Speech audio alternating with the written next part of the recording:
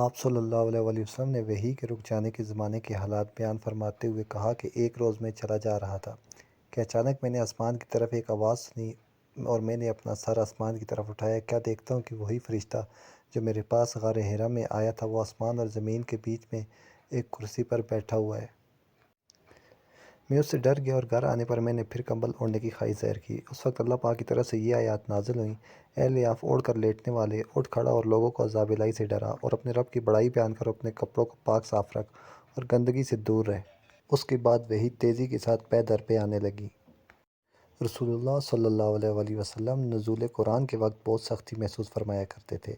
اور اس کی علامتوں میں سے ایک یہ تھی کہ یاد کرنے کے لیے آپ اپنے ہونٹوں کو ہلاتے تھے۔ ابن عباس رضی اللہ تعالیٰ عنہ نے کہا، میں اپنے ہونٹ ہلاتا ہوں جس طرح آپ صلی اللہ علیہ وآلہ وسلم اپنے ہونٹ ہلایا کرتے تھے۔ سعید رضی اللہ تعالیٰ عنہ کہتے ہیں، میں بھی اپنے ہونٹ ہلاتا ہوں جس طرح ابن عباس رضی اللہ تعالیٰ عنہ کو میں نے ہونٹ ہلاتے ہوئے دیکھا۔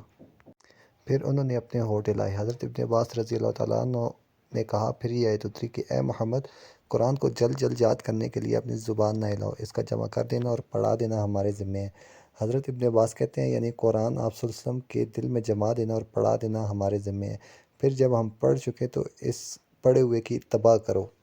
ابن عباس رضی اللہ تعالیٰ عنہ فرماتے ہیں، اس کا مطلب یہ ہے کہ آپ اس کو خاموشی کے ساتھ سنتے رہو، اس کے بعد مطلب سمجھا دینا ہمارے ذمہ ہے، پھر یقیناً یہ ہماری ذمہ داری ہے کہ آپ اس کو پڑھو، یعنی اس کو محفوظ کر سکو۔ چنانچہ اس کے بعد جب آپ کے پاس حضرت جبرائیل علیہ السلام وحی لے کر آتے تو آپ توجہ سے سنتے، جب وہ چلے جاتے تو رسول اللہ صلی اللہ علیہ وآلہ وسلم اس وحی کو اسی طرح پڑھتے جس طرح حضرت جبرائیل علیہ السلام نے اسے پڑھا تھا۔